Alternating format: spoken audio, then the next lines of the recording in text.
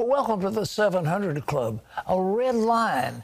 That's what the Taliban is now calling the August 31st deadline to evacuate thousands of Americans from Afghanistan, as well as thousands more Afghans who face certain death if they don't get out.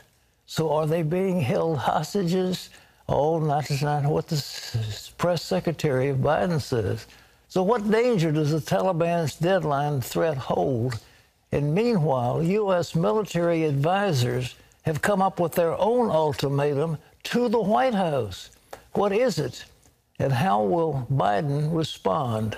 National security correspondent Caitlin Burke has more. President Biden's national security team remains confident that all Americans who want to leave Afghanistan can be out by August 31st. Realistically, that leaves only a few more days for evacuations.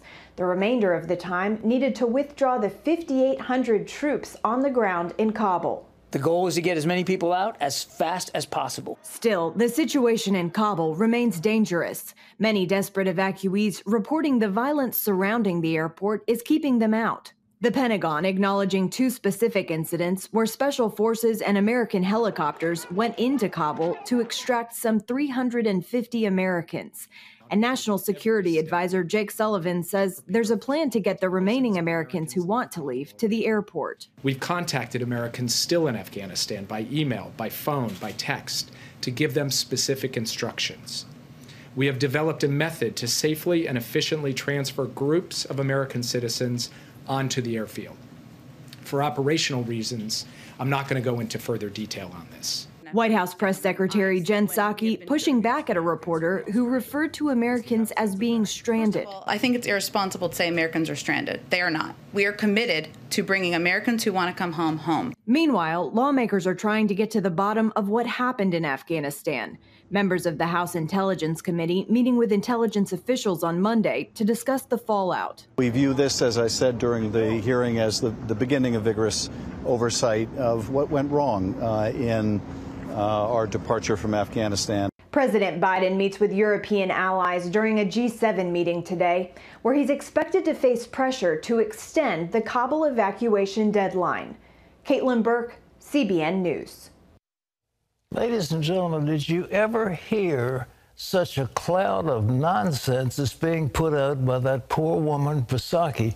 I'd hate to have her job. She's got to sit there and lie and tell things that no rational person believes. Oh, we have a plan to get them out. Yeah, sure. No such plan. Well, we're going to send them emails and texts and tell them to go to the Kabul airport, which they can't do because the Taliban controls all the access to it. I mean, the whole thing is nonsense, and it just breaks your heart. As it was yesterday, I said again, my heart is breaking when you think of those hundreds of thousands of people who are depending on us. They're crying out, please help us. And Biden still isn't acting. His own military advisors say you've got about 2 more days to make a move. Well, CBN's chief international correspondent Gary Lane is with us. And Gary, President Biden reportedly sent out a top spy, a CIA head, to meet with Taliban. Can you tell us anything more about that?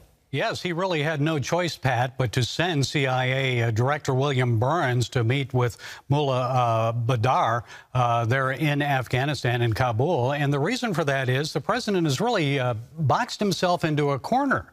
Because if he sticks with his deadline and withdraws on August 31st, then he places American lives at risk and the risk of others there in Afghanistan, especially in Kabul, with the Taliban breathing down their necks. And the State Department and the White House still cannot tell us how many Americans there are, how many are remaining in Afghanistan. I don't think they really know.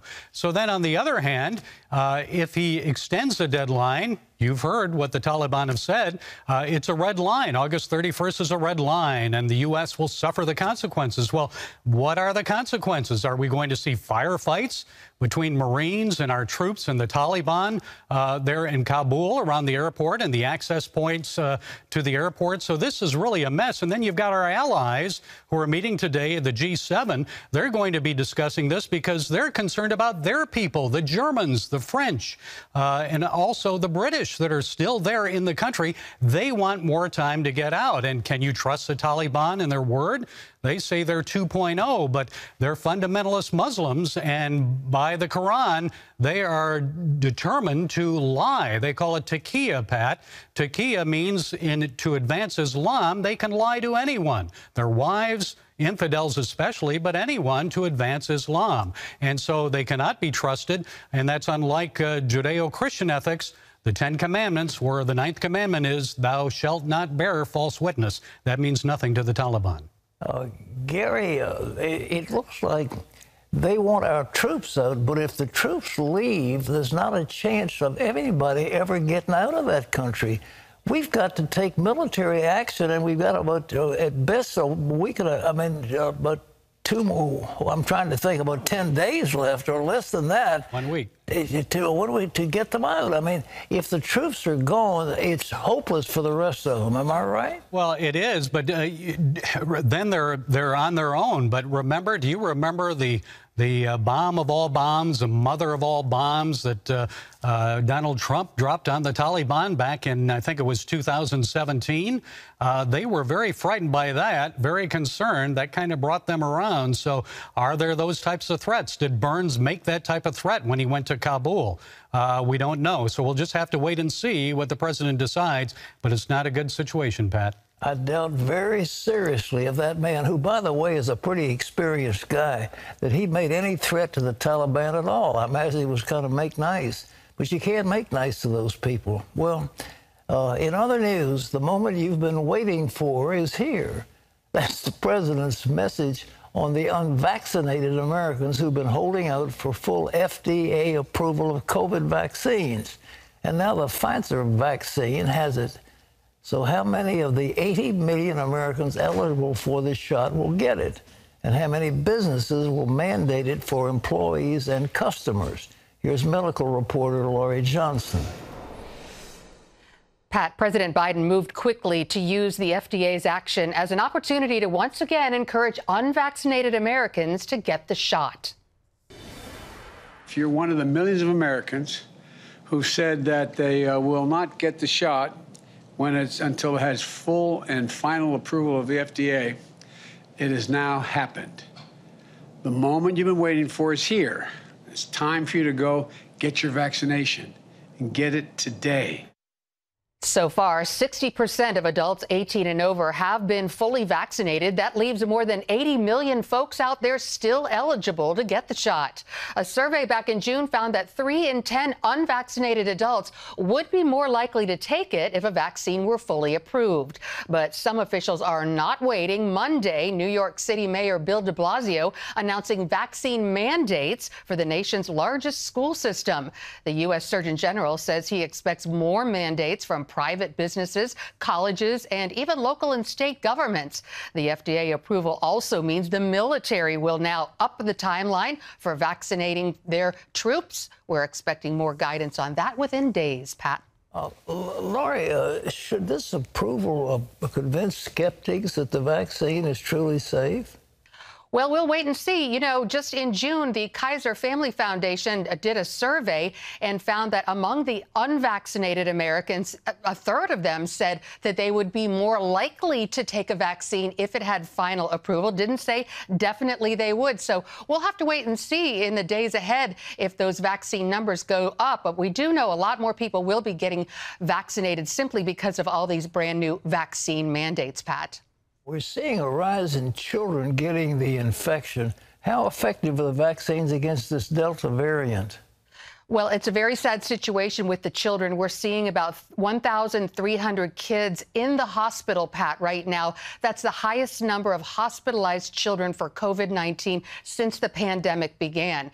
And so there have been hundreds of deaths among children, and the cases are very high among the youngsters. And doctors really aren't sure why. Is it because the Delta variant is actually more virulent, it's more severe, or because it's just that much more contagious and so many more more kids are getting infected, that we would see these hospitalizations go up naturally just because of the sheer number of kids who are infected. But as we talked about the other day, Pat, the vaccines, yes, they are effective, not as effective as they once were, but they definitely offer some protection. We're seeing that your chance of getting infected has gone up, but still your chance of being hospitalized or dying if you are fully vaccinated is far less than if you weren't fully vaccinated. We're seeing about 90%, Pat, of the hospitalizations are among the unvaccinated at this point. Well, I want to add my amen to this one. Ladies and gentlemen, this COVID thing is dreadful. What it does to people is beyond imagination. It's horrible. And so if you can take a vaccine and have a mild case or a little less problem, it certainly is worthwhile doing it. It really is. Well, also in the news, a showdown on Capitol Hill. Guess what? It's Speaker Pelosi versus House leadership and 10 members of her own party. The bottom line? No deal so far on the president's nearly $5 trillion economic agenda. So what happens next? Jenna Browder brings us the latest from Washington. Pat, it's a standoff between House leadership and Speaker Nancy Pelosi and moderate Democrats. They were on the Hill overnight trying to come to terms on a procedural vote that would begin moving two pieces of massive legislation forward, but they left with no deal. Coaxing her caucus in a letter, Pelosi insists delays will jeopardize the party's policy goals for President Biden's, quote, transformative vision and historic progress. The vision is to build back better. The Rules Committee will come to order. House lawmakers are briefly back in D.C., the White House endorsing Pelosi's plans for the procedural vote to advance the $3.5 trillion human infrastructure budget blueprint, the first step toward advancing the broader bill. When you take this bill together with the American Rescue Plan and the reconciliation bill that's getting underway, we are implementing once-in-a-generation policies that will change people's lives for the better. Housing, clean energy, dealing with the climate crisis. The procedural vote would then lead to a budget resolution, which would allow Democrats to pass the measure without a Republican vote. Because this is what the speakers brought us in for, not to deal with Afghanistan, not to deal with inflation, not to deal with the border on fire, not to deal with crime out of control because we're defunding the police, but to deal with unbridled spending in the passage of the Green New Deal and the Socialist Budget Reconciliation Act offered by Bernie Sanders. But Democrats themselves are facing a test of unity. Fearing the budget blueprint will be scaled back, Pelosi and House progressives want that passed before the $1.2 trillion bipartisan infrastructure bill, which has already passed the Senate. Standing in the Speaker's way are 9 party moderates who are wary of the $3.5 trillion price tag and are threatening to vote against it unless the $1.2 trillion bill is passed first. But this is a good example that just because you're in the majority and in control doesn't mean that everything is easy. Nathan Gonzalez with Inside Elections on CBN's Faith Nation. I think that these moderate Democrats who most of them are some of the most vulnerable Democrats in the House realize that they're going to get attacked for voting for the budget and a lot of the spending that comes along with that. So they want the infrastructure bill that has some things that they can take back to their constituents and say, this is what we got done. This is what we got accomplished.